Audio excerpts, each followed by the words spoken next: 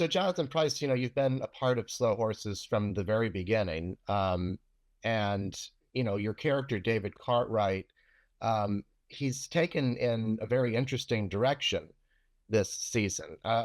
First of all, I wonder when you first learned about what the writers had in store for David and what you would be playing this season. I mean, what did you think?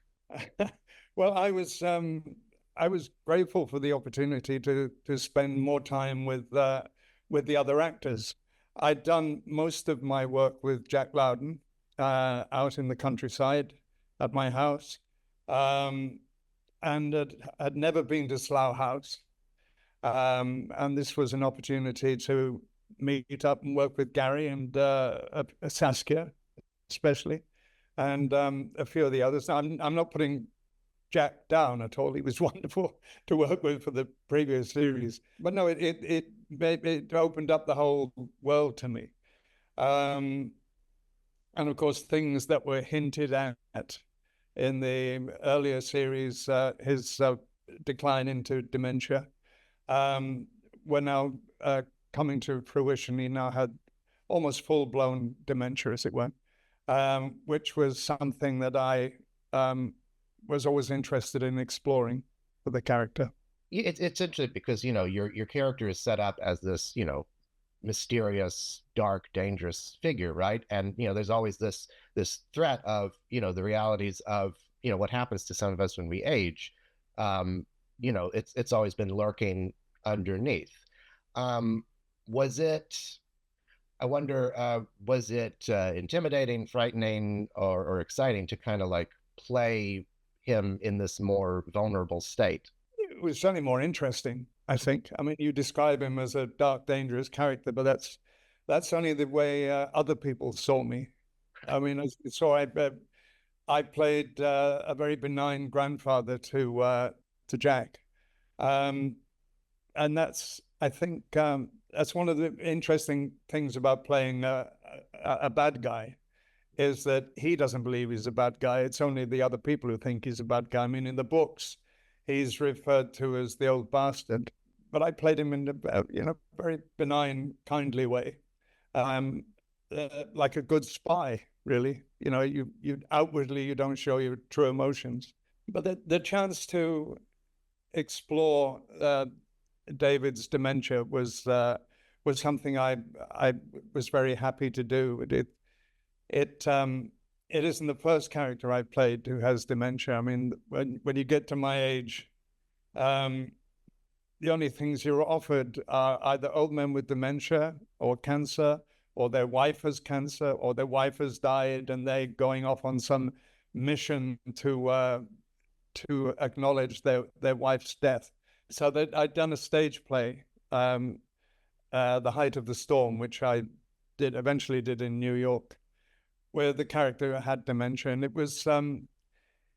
proved to be quite a rewarding experience, and because what you don't want to do is kind of indulge the character's illness or abuse the illness in any way. Just sort of use it as entertainment, and neither the play I did or Slow Horses abused it in any way, and I felt a great responsibility to play a character with that condition.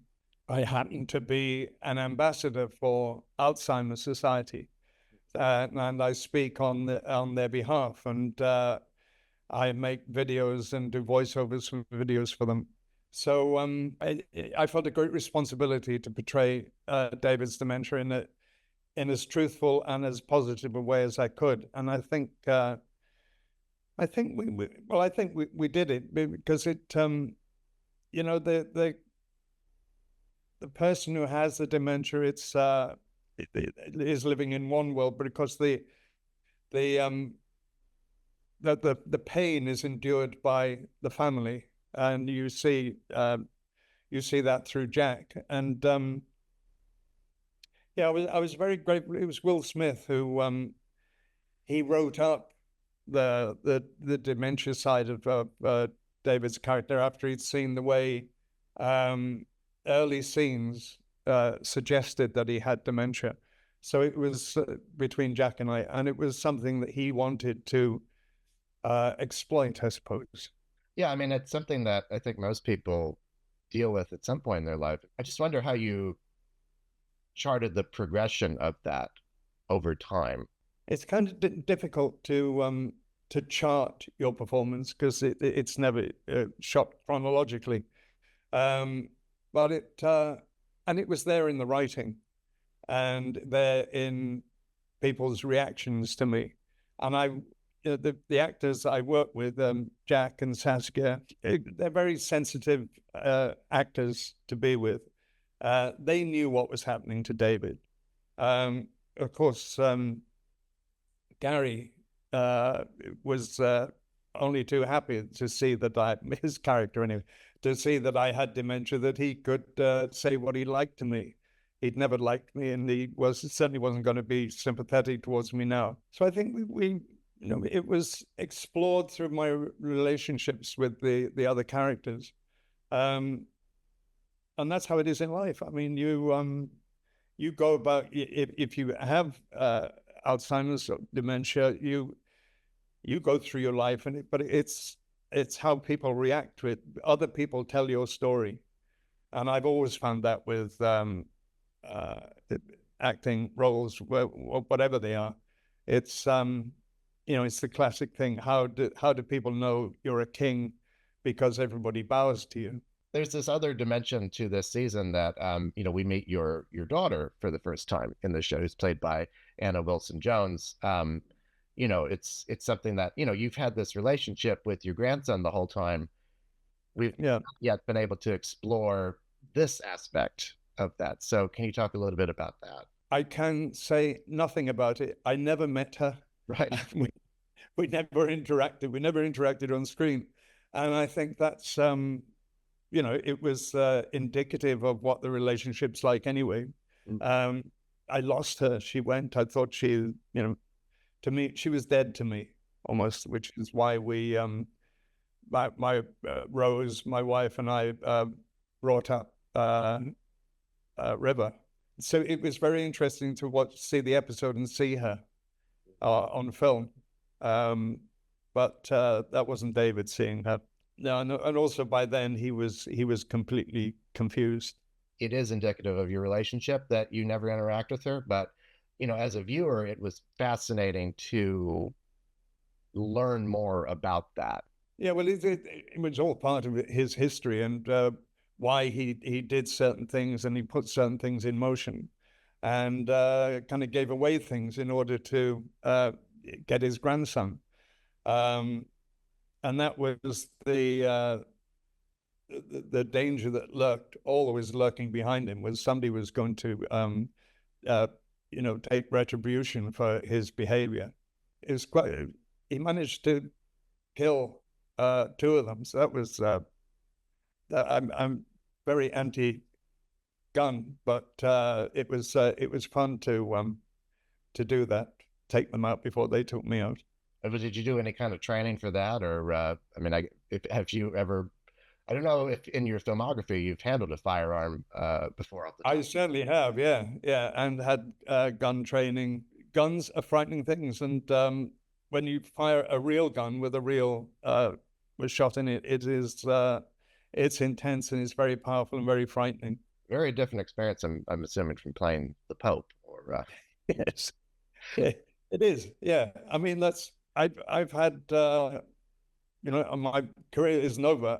I just had my 78th birthday, but I'm not intending to give up. But it's a birthdays you tend to look back and see what you've achieved and what you've done, and it's been I'm not a John Wayne actor. I've played a gazillion different characters, and it's been great, and I've always wanted the challenge.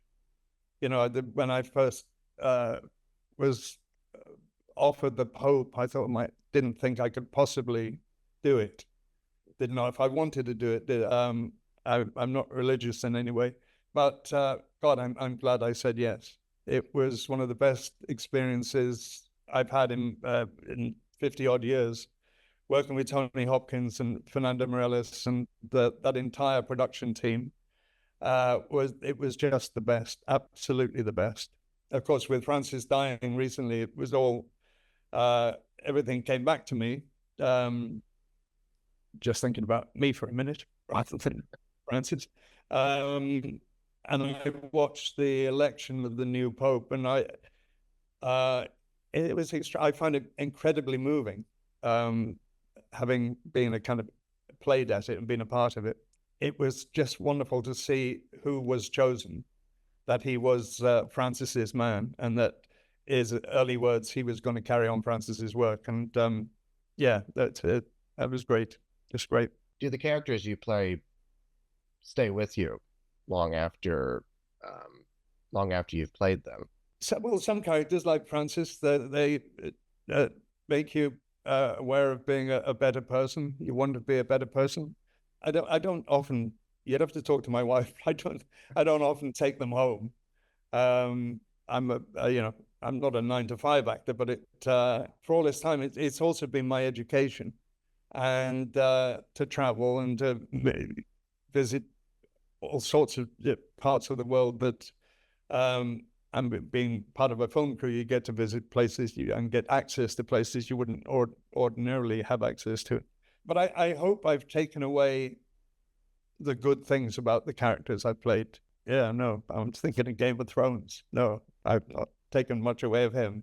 But the bad guys are sometimes the most fun to play. And you've made so many films that have lasted for decades. I mean, I think about like Brazil, that that's 40 years ago, and it still packs theaters. Brazil is extraordinary. It's got me a lot of work over the years, because directors who were young when they saw Brazil now, they got into filmmaking because of Terry and because of that film, and it's really gratifying. I meet people all the time who would say that film changed their life, or whatever. It was a turning point for them.